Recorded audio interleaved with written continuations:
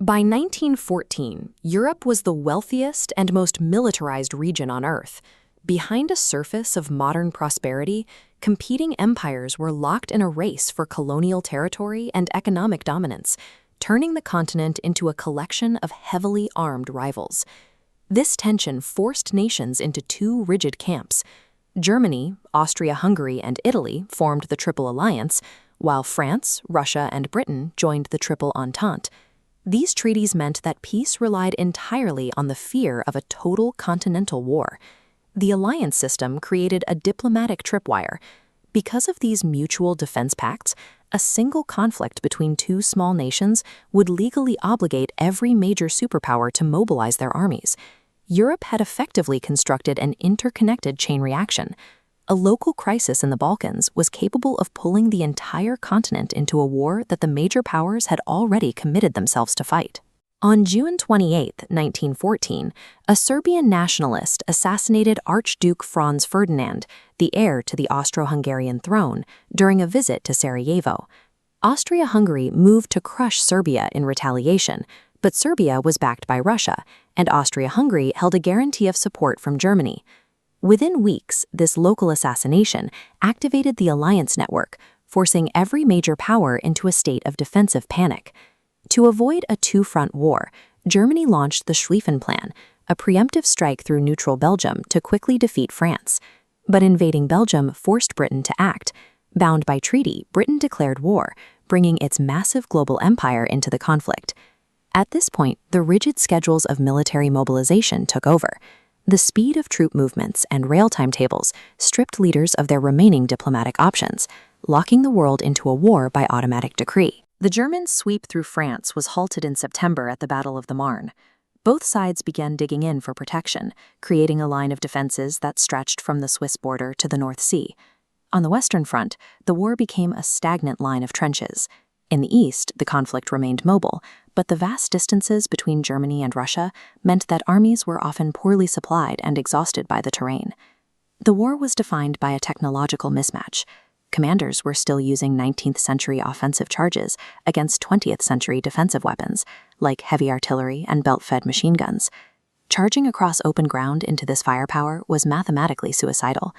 Battles like Verdun and the Somme saw millions of men sacrificed for territorial gains measured only in yards. These offensives failed to break the lines, resulting instead in a horrifying level of industrial slaughter.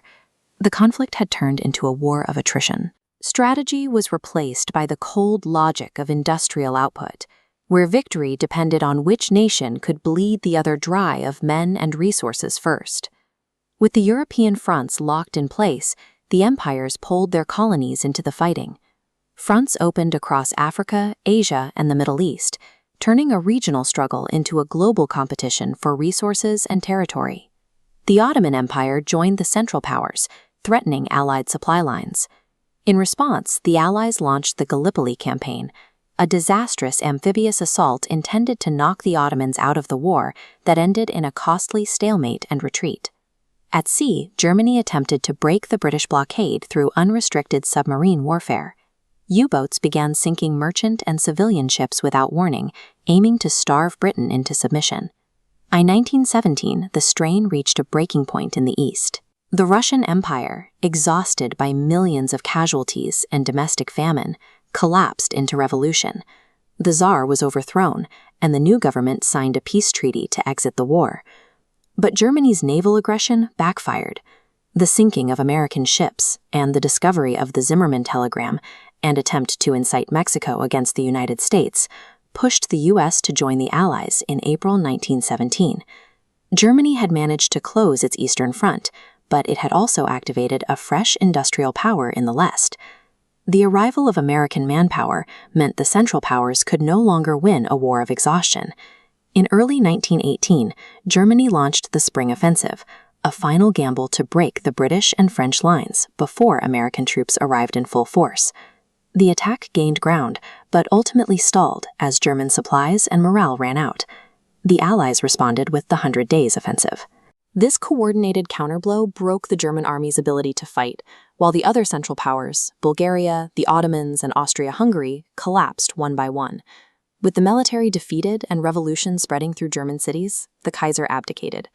On November 11, 1918, an armistice was signed, ending the fighting on the Western Front.